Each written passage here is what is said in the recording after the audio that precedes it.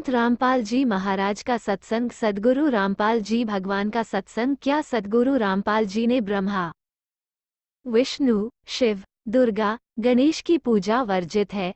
मोक्ष, मुक्ति की प्राप्ति के लिए पूजा कैसे करें? जनता में ये भ्रम है कि जगत गुरु रामपाल जी महाराज ब्रह्मा, विष्णु, शिव, दुर्गा आदि की पूजा का निषेध करते हैं।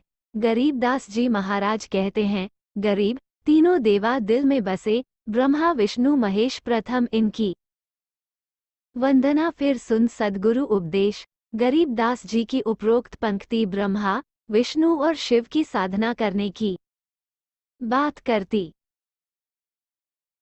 है। इसी तरह जगत गुरु रामपाल जी वास्तव में अपने सभी शिष्यों को पहली दीक्षा के दौरान ब्रह्म सावित्री, विष्णु लक्ष्मी, शिव पार्वती, दुर्गा और गणेश की साधना करने के सही तरीके के बारे में सिखाते हैं। जगत गुरु रामपाल जी इन देवताओं ब्रह्मा, विष्णु, शिव आदि को परमेश्वर, कबीर साहिब, कबीर देव से अलग करते हैं। हमारे पवित्र शास्त्रों, वेद, गीता, श्री गुरु ग्रंथ साहिब, बाइबल, कुरान और विभिन्न पुराणों से वो बयानों का समर्थन करने के लिए सबूत देता है। सबसे पहले कृपया हमारे शरीर में इन देवताओं की उपस्थिति का ज्ञान प्राप्त करें। हर इंसान के शरीर में कमल या चक्र होते हैं, चाहे वो पुरुष हो या महिला। शरीर में 7 चक्र होते हैं। ये वर्टिब्रल स्तंभ की लंबाई के साथ विस्तारित होते हैं और इसके पूर्वकाल में स्थित होते हैं। ये अलग अलग देवताओं के हैं, चाहे कोई हिंदू, मुस्लिम, सिख या ईसाई हो या किसी अन्य धर्म का हो। कमल चक्र एक ही हैं। शरीर के चक्रों, कमलों का विस्तृत विवरण। मानव शरीर, भौतिक शरीर में 6 कमल होते हैं। रीढ़ की हड्डी गुदा के पास समाप्त होती है। उससे ऊपर 2 अंगुल की चौड़ाई एक मूल कमल चक्र, इसमें गणेश जी का वास होता है। इस कमल की 4 पंखुड़ियां हैं। फिर मूल कमल के ऊपर रीढ़ की हड्डी के साथ साथ भीतर की ओर लगभग 2 अंगुल की चौड़ाई होती है। 2 स्वाद कमल चक्र, जिसमें ब्रह्मा और सावित्री रहते हैं। इस कमल की 6 पंखुड़ियां हैं। 3 नाभि कमल चक्र, स्वाद चक्र के ऊपर रीढ़ की हड्डी के साथ साथ नाभि के सामने नाभि कमल है। इसमें भगवान विष्णु और लक्ष्मी का वास होता है। इसकी 8 पंखुड़ियां होती हैं। 4 हृदय कमल चक्र, नाभि कमल के ऊपर हृदय के पीछे हृदय कमल होता है। इसमें भगवान शिव और पार्वती रहते हैं।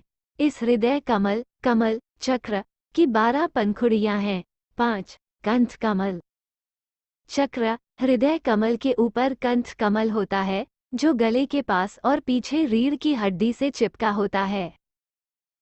इसमें रहती है प्रकृति देवी मां अष्टगी दुर्गा। इस कमल की 16 पंखुड़ियां हैं। 6 त्रिकुटी कमल चक्र, कंठ कमल के ऊपर त्रिकुटी कमल है। इसकी 2 पंखुड़ियां होती हैं, एक सफेद और दूसरी काले रंग की। इसमें पूर्ण परमात्मा निवास करते हैं। जैसे सूर्य दूर स्थित होने पर भी प्रत्येक प्राणी के शरीर पर अपना प्रभाव डालता है, लेकिन केवल आंखों से ही दिखाई देता है।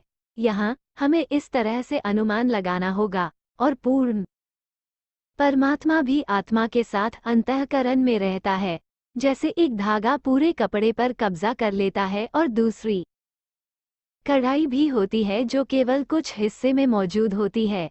7 सहस्रार कमल चक्र, त्रिकुटी कमल के ऊपर जहाँ चोटी रखी जाती है, उस स्थान पर भीतरी भाग में सहस्रार कमल होता है, जहाँ ज्योति निरंजन 1000 पंखुड़ियों में प्रकाश रूप स्वयं काल ब्रह्म होता है। जिंदगियां, इस कमल की 1000 पंखुड़ियां हैं। संबंधी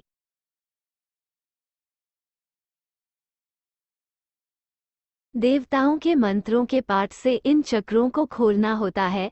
प्रत्येक देवता का एक मंत्र होता है, जिसके जब से एक उपासक ऋण चुकाता है जो हम पर बकाया है, क्योंकि ये वे देवता हैं जो हमें इस दुनिया में जीवित रहने के लिए बुनियादी आवश्यकताएं प्रदान करते हैं, और एक बार उस ऋण का भुगतान हो जाने पर चक्र खुल जाते हैं। योगी ध्यान द्वारा इन कमलों चक्रों को खोलने का प्रयास करते हैं, जो वास्तव में एक दीर्घ, घुमावदार और गलत मार्ग है और कभी सफल नहीं होता।